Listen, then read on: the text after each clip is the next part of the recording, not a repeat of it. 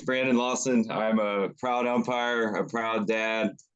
I've got my daughter Iris here. Come on over, Iris. Let's see Iris. Whoa, look at that. This is What? Iris making her big intro. Um, just a passionate sports guy. I love the game of baseball.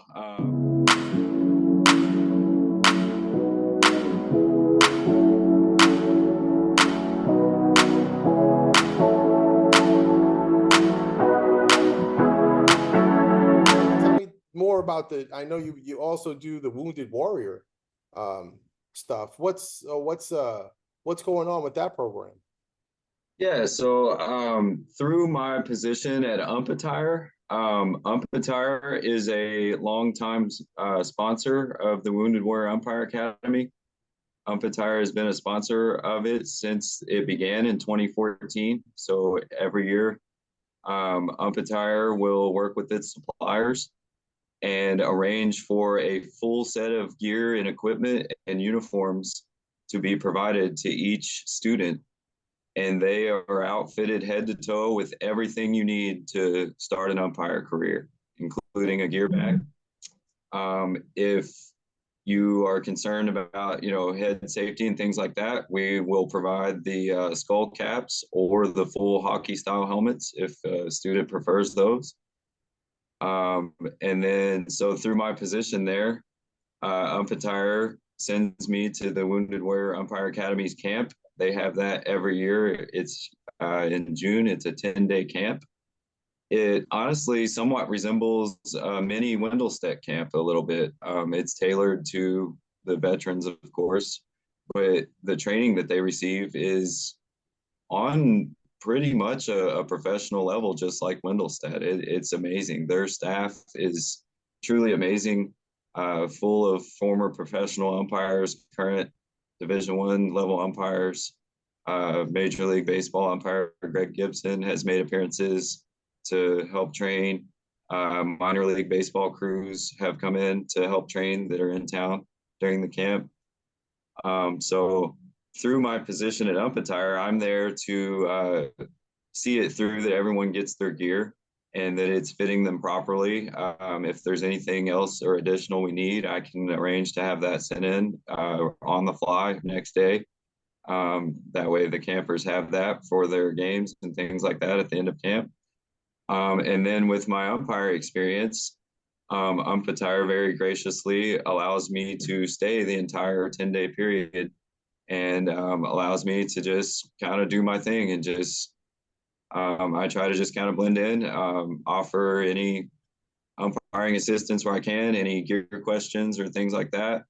And then I genuinely just love serving the veterans and love becoming their friend and, doing things even outside of WWA. I've gone to football games with a couple guys and things like that. So it's really awesome to be able to give back and to serve veterans and then to do it in such a way where, personal friendships and things like that are developed. It's really cool. Okay. I mean, so tell me like something that's really like gotten down into your heart with the Wounded Warriors. What's something that, you're like, this is why I'm here. This is the one thing.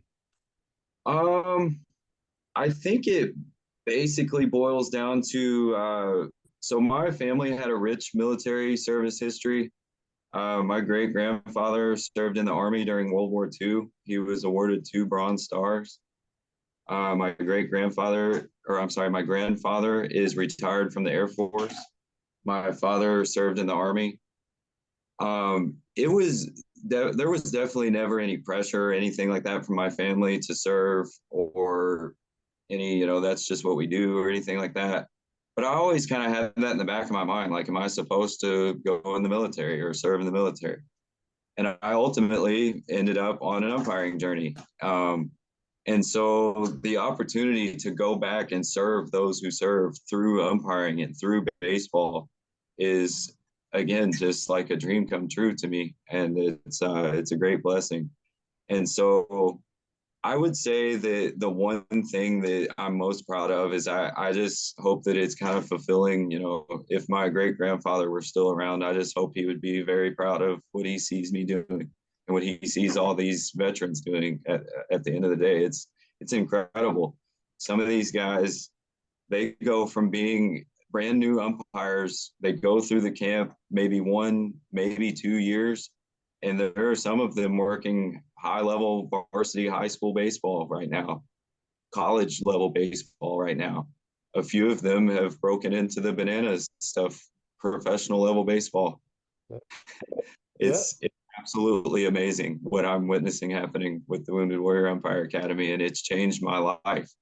And I'm proud to spill out my heart and soul while I'm with them, and I hope that I'm making an impact on them as well. Okay. When I think of the Wounded Warrior Umpire Academy, I think of something that here we are, these men and women again are serving our nation twice. With the depletion of umpires that we have going on, that nobody wants to umpire anymore, and they're on the front lines again for us. So to teach them, to give them equipment, to bring them and say, hey, stay here for free, and give them a flight somewhere, and to get the brotherhood back, because a lot of them, that's what they miss. But that's when they join the military, they miss that brotherhood. And umpires, we're brothers. We're brothers. We get on that field. We may not know each other. You know, we may have met that 2 minutes before the game, but once we get on that field, we have black shirts, we have our gray pants, and my call at second is backed up by that umpire at first, home plate. We're all brothers. So it turns into a crew, and that's something that they do need. They miss that. Absolutely. Once I have again, we ask them to serve. I have personally witnessed several of them say that being a part of the Wounded Warrior Umpire Academy has literally saved their life, and that's pretty incredible to hear. And it's something that again I'm very proud to serve. Okay. Their motto is "Still in the fight." So you mentioned they're back right on the front line, so I can tell they take a ton of pride still being in the fight, and I'm proud to be still in the fight with them. Okay. All right. So now there's another journey that you took, and this is where we talk about Femi. So tell me, I know this is another, this is our second, third avenue here. So I mean, tell me from the beginning about Femi. Sure. So Olawafemi Aina, he is from Nigeria. He is, as far as I can tell, the king of baseball in Nigeria. He is huge there. Um, and so I met him in 2019. I basically was on Facebook one night, scrolling through, and in some kind of an umpire forum or an umpire page, I don't know if it was him or someone had shared his pictures where he was teaching an umpire clinic. And I just saw the pure just love of the game in these photos. Like, you know, they were in, I believe, a classroom in Nigeria, and just seeing the kids learning to umpire. And Femi was there, and he was the instructor, and he looked like a pro. And I was just so moved and so blown away with what I saw. I actually reached out to him, and I just kind of said, "Hey, I love seeing what you're doing here. I that's amazing." And I kind of told him who I was. I told him that I had been to Wendelstedt, and that, you know, I'm an umpire that has a lot of, you know, training and things. So if he ever has any questions or needs any help or whatever teaching his class, I'd be happy to answer questions for you. And it just kind of turned into a genuine friendship. Um, I I don't know. I just wanted to make a difference in his life or in his community, and it became he's one of my best friends in life. Um, and so in 2023, he achieved his dream of going to Wendelstedt. So when I met him in 2019, he shared with me that was his ultimate dream. And I'll never forget, he told me, if I ever do that, I will be the happiest man on earth. And it was amazing to witness him being the happiest man on earth there at Wendelstedt. It was awesome. I Back in 2019, when he first told me that, I instantly knew that I wanted to do something to try to help make that happen for him. But realistically, I mean, it was really tough for me to make it to umpire school myself. I knew what it was going to take. Right. And fortunately, there's an organization out there. It's called Umpires Without Borders. And they sponsored Femi to go to Wendelstedt and to his travel to Wendelstedt and back home after that. And I'm so thankful for that, because that helped pave that way for Femi to come to the U.S. and achieve that dream.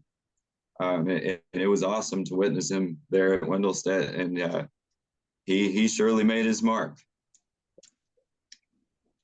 Now, I was there when he first saw you, and you guys hadn't met. And I Well- remember witnessing him just turning, and I remember you on my left side, and he just came running to you, jumped into your arms. And I was like, wow, you guys are like brothers. Man, I, You want to follow you?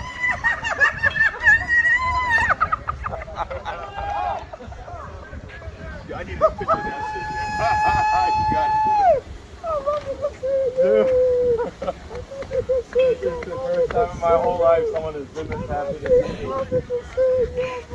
see me. You're welcome. You're welcome. I'm so glad to be back. This is my hat, 2010. Uh-oh. Oh, that's all right. I'll fix them later. They'll snap back to me. my wedding day, my daughter being born, my MLB stadium debuts, my pro debuts, that type of stuff, and him jumping in my arms. Those are the top moments of my life, man. It was incredible. That man is something special. He is truly something special. And it was amazing, that moment of him jumping in my arms and just meeting him in person for the first time after years of friendship and years of, just witnessing his growth with him personally. And then it's not really even about him, it's about his community. He serves a community of hundreds or possibly even thousands of children and aspiring baseball players and coaches and umpires. And he is literally paving a way for baseball to be on the map in Nigeria and in Africa at large.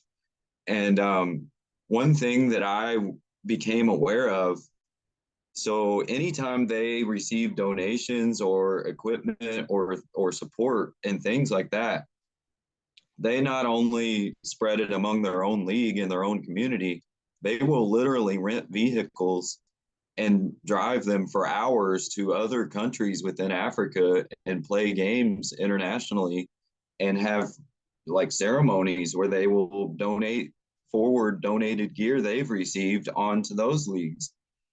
And so it became apparent to me, support that they receive is actually impacting people in the game of baseball in multiple countries in Africa. And so it's not only about Femi and his journey, which is, there should be a movie about him made someday. And we'll see how his story unfolds from here. But it's not necessarily about him. He is so committed to his people back home in Nigeria and in Africa. And I've shared with him, that's why I'm so committed to you, because I understand you're committed to making a difference to many, many people. Yeah. I mean, and that's what umpiring does. We put ourselves on the line. We get out there and we want to show people the game and make sure it's played correctly. And Sure. I don't know about you, but really quickly, I wanted to throw in one thing when we were talking about the family umpiring. Okay. So with the Wounded Warrior Umpire Academy, they last year in 2023, they started their first ever, it's called the Legacy Camp. And so what that is a WWA graduate who has gone through the camp can then bring a loved one, a brother, a sister, father, mother, aunt, uncle, son, daughter, and you go through the legacy camp together. And there have been several families starting to umpire together. And so I thought that that would be a really cool thing that you might like to hear about. Yeah, Considering it sounds like you have a whole family of umpiring. yeah. Everybody, well, thanks for being on, Brandon. Everybody, as we say here on Who's On First, keep swinging. If you like the show, please do me a favor. Subscribe. Right. You see it? It's right there. Subscribe, share, like, and don't forget, put that bell on. It'll ding you when I put something else on, all right? You like the show, please do me a favor. Subscribe. Right. You see it? It's right there. Subscribe, share, like, and don't forget, put that bell on. It'll ding you when I put something else on, all right?